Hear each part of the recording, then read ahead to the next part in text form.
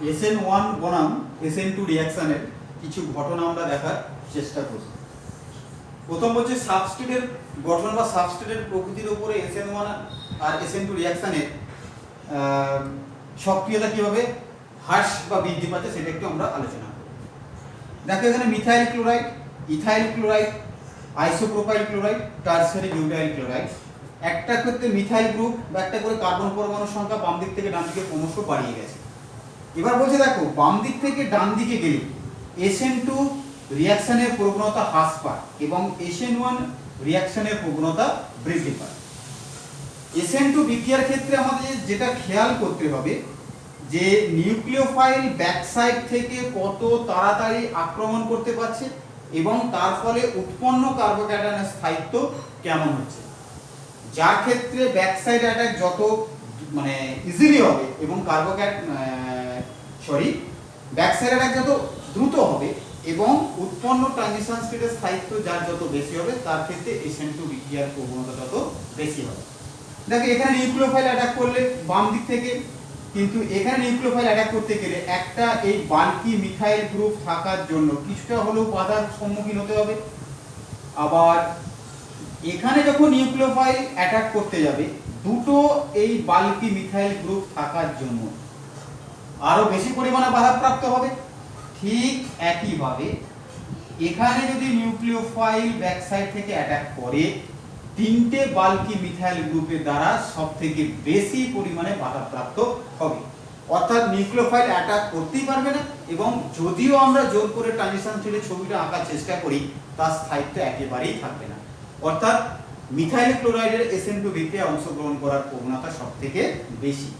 এবার SN1 বিক্রিয়ার ক্ষেত্রে আমাদের প্রথম যেটা কনসিডার করতে হবে যে কার্বোক্যাটায়নের স্থায়িত্ব। যে কার্বোক্যাটায়নের স্থায়িত্ব যত বেশি হবে বা যে অ্যালকিল হ্যালাইড থেকে উৎপন্ন কার্বোক্যাটায়নের স্থায়িত্ব যত বেশি হবে সেটা SN1 বিক্রিয়ার জন্য তত বেশি উপযোগী হবে। যেমন ধরো টারশারি বিউটাইল ক্লোরাইড থেকে যে উৎপন্ন ক্যাটায়নটা, এখন যদি এটাকে আমরা এই ক্যাটায়ন হিসাবে ভেবে নিই, মানে এইটাকে যদি আমরা হাত পা ছড়িয়ে আঁকি তাহলে কি দেখা যাচ্ছে এই একটা মিথাইল মূলক, এই একটা তিনটে মিথাইল মূলকের শক্তিশালী প্লাস আই প্রভাব দ্বারা কার্বনের উপরে ইলেকট্রন ঘনত্বকে ডিলোকালাইজ করবে বা ঠেলে দেবে, ফলে চার্জের ডিলোকালাইজেশন হবে।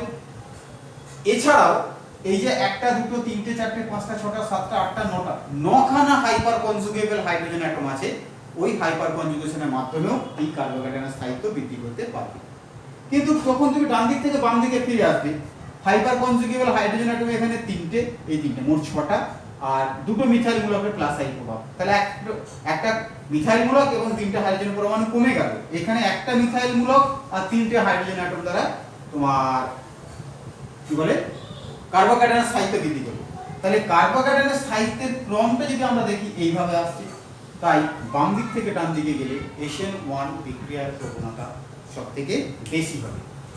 এবার বলছে 2 নম্বর সলভেন্ট বা দ্রাবকের প্রকৃতি। দ্রাবক জেনারেলি দু রকম হয়ে থাকে, পোলার প্রোটিক সলভেন্ট আর পোলার অ্যাপ্রোটিক সলভেন্ট। পোলার মানে আমরা জানি ধ্রুবীয়, মানে দুটো ক্ষেত্রে ধ্রুবীয় হবে। একটা যে প্রোটিক, প্রোটিক মানে সে সহজেই প্রোটন দান করতে পারবে, অ্যাপ্রোটিক মানে কোনো অবস্থাতেই প্রোটন দান করতে পারবে না। পোলার প্রোটিক সলভেন্টে SN1 রিঅ্যাকশনের প্রবণতা বেশি হয়। কেন বেশি? SN1 রিঅ্যাকশনের ফলে যে কার্বোক্যাটায়নটা তৈরি হচ্ছিল ওই একটা পোলার প্রোটিক সলভেন্ট ওয়াটার আমরা নিয়েছি সবথেকে মোস্ট কমন। এই ওয়াটারের অক্সিজেন পরমাণু তার লোন পেয়ারের সাহায্যে ওই যে কার্বোক্যাটায়নটা উৎপন্ন হয়েছিল ওর সাথে আংশিক বন্ধনের মাধ্যমে দ্রাবকায়ন ঘটায়, দ্রাবকায়ন ঘটানোর ফলে ওই কার্বোক্যাটায়ন জলীয় দ্রবণের স্থায়িত্ব অর্জন করতে পারে। ঠিক একইভাবে যেটা প্রোটিক সলভেন্ট ছিল প্রোটন, তার মানে ওই হাইড্রোজেন ধনাত্মক আধান বস্তু অ্যাকচুয়ালি জলের এইটা মাইনাস আর হাইড্রোজেনটা প্লাস হয়, ঋণাত্মক প্রান্ত দিয়ে কার্বোক্যাটায়নকে স্থায়িত্ব দিচ্ছিল আর ধনাত্মক প্রান্ত বা প্রোটন দিয়ে অ্যানায়নকে স্থায়িত্ব দিতে পারছে। ফলে এই দুটো আয়ন সেপারেট হচ্ছে, সেপারেট হওয়ার ফলে কার্বোক্যাটায়নকে আলাদাভাবে পৃথক করা যাচ্ছে। তাই তোমার নিউক্লিওফাইল সেকেন্ড স্টেপে গিয়ে অ্যাটাক করে বিক্রিয়াজাত পদার্থ উৎপন্ন করতে পারছে। কিন্তু পোলার অ্যাপ্রোটিক সলভেন্টের মোস্ট কমন এক্সাম্পল হচ্ছে DMSO, ডাই মিথাইল সালফক্সাইড, অথবা অ্যাসিটোন DMF, ডাই মিথাইল ফরমামাইড। দেখো এখানে কোথাও মানে OH এর সাথে যুক্ত H আছে, মানে অক্সিজেনের সাথে যুক্ত H আছে, OH নয়। তাহলে প্রোটন দান করার কোনো সম্ভাবনা নেই, ওই জন্য বলছে অ্যাপ্রোটিক। বলছে এরা এই অক্সিজেন প্রান্ত দিয়ে এই ক্যাটায়নকে স্টেবিলিটি দান করতে পারলেও কিন্তু এই অ্যানায়নকে অর্থাৎ এই ধনাত্মক প্রান্তযুক্ত কোনো অংশ দ্বারা তাকে স্থায়িত্ব দিতে পারে না। তাই তোমার এই এক্স মাইনাস আয়নটা মিডিয়ামে ঘুরে বেড়ায় পৃথকভাবে, সে আবার পুনরায় এসে এর সাথে যুক্ত হয়ে গিয়ে আবার তোমার অ্যালকিল হ্যালাইডে ফিরে চলে আসে, ফলে SN2 SN1 বিক্রিয়া হওয়ার সম্ভাবনা থাকে না। তখন নিউক্লিওফাইলের নিউক্লিওফিলিসিটি বাড়িয়ে ব্যাক সাইড অ্যাটাক করিয়ে SN2 বিক্রিয়া ঘটাতে পারে। তাহলে এখানে SN2 বিক্রিয়া ঘটবে। এরপরে যেটা লিভিং গ্রুপ, SN1 এবং SN2 দুটো বিক্রিয়ার ক্ষেত্রে লিভিং গ্রুপের একটা বিশাল প্রবণতা আছে। লিভিং গ্রুপ যত দ্রুত খুলে বেরোতে পারবে SN1 এবং SN2 বিক্রিয়ার প্রবণতা তত বাড়বে। লিভিং গ্রুপ যদি তাড়াতাড়ি খুলে বেরিয়ে যায় কার্বোক্যাটায়ন তৈরি হবে। লিভিং গ্রুপ যদি তাড়াতাড়ি খুলে বেরিয়ে যায় ব্যাক সাইড অ্যাটাক করে তোমার ট্রানজিশন স্টেটটা তৈরি হওয়ার পর বিক্রিয়া জাত পদার্থ তত দ্রুত উৎপন্ন হবে। এখানে এবার যেটা বলছে যে তীব্র অ্যাসিড থেকে উৎপন্ন অনুবন্ধী ক্ষারক, তীব্র অ্যাসিড থেকে উৎপন্ন অনুবন্ধী ক্ষারক অত্যন্ত মৃদু হয়, অর্থাৎ মৃদু ক্ষারকগুলো বলছে ভেরি গুড লিভিং গ্রুপ। যেমন ধরো I-, হ্যালোজেন অ্যাসিডগুলির মধ্যে HI এর অ্যাসিড ধর্ম সব থেকে বেশি।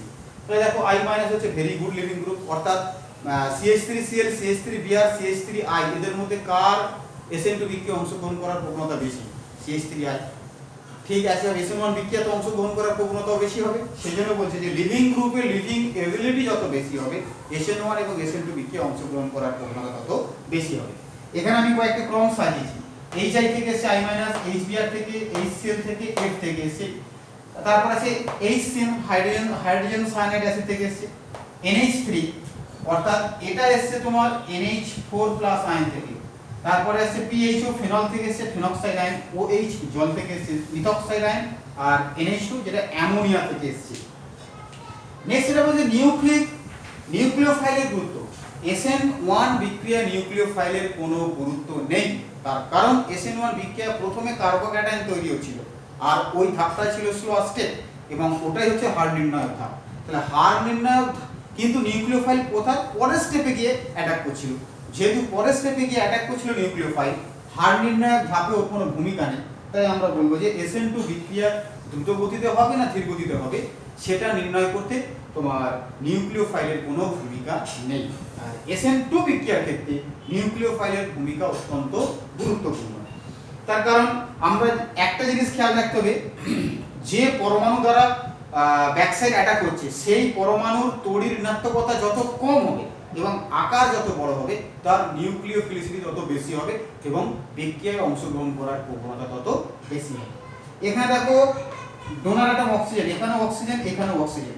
এখন এই মিথাইল মূলক দ্বারা তার প্লাস আই প্রভাবের ফলে ওখানে অক্সিজেন ইলেকট্রন ঘনত্ব বাড়াচ্ছে, তার মানে নেগেটিভ চার্জ ডেনসিটি বাড়ছে, কিন্তু এখানে কেউ বাড়াচ্ছে না, ও অ্যাজ ইউজুয়াল যা নেগেটিভ চার্জ তাই থাকছে। কিন্তু এখানের এই নেগেটিভ চার্জ এর সাথে এইভাবে রেজোনেন্সে চলে যাওয়ার ফলে অক্সিজেনের মাথায় নেগেটিভ চার্জ ডেনসিটি কমে যাচ্ছে, তাই নিউক্লিওফিলিসিটি হ্রাস পাচ্ছে, অর্থাৎ CH3O OH CH3COO- এইভাবে কাজ করবে। ঠিক একইভাবে মিথানল এবং ওয়াটার, মিথানল বা ইথানল তার সাথে ওয়াটারে বিবেচনা করলে এই যে মিথাইল মূলক তার প্লাস আই প্রভাব দ্বারা অক্সিজেনের মাথায় ইলেকট্রন ঘনত্ব বাড়াবে, তাই নিউক্লিওফিলিসিটি বাড়বে।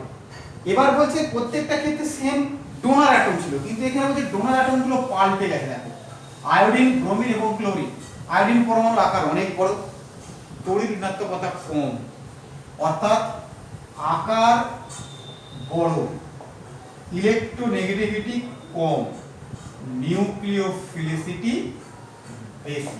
এটা আমরা মনে রাখবো, যেহেতু আকার বড়, তড়িৎ ঋণাত্মকতা কম, নিউক্লিওফিলিসিটি বেশি, তাই নিউক্লিওফিলিসিটি হ্যালোজেনগুলোর মধ্যে ক্রম হচ্ছে এইটা। এখানে ফ্লুরিনকে আনা হয়নি, ফ্লুরিনের নিউক্লিওফিলিসিটি একেবারে নেই বললেই চলে। এই হচ্ছে আমাদের SN1 ভার্সেস SN2 রিঅ্যাকশন। এই পুরো ব্যাপারটা আমি নোট আকারে লিখে দিয়েছি, তোমরা লিখে নেবে, লিখে নিয়ে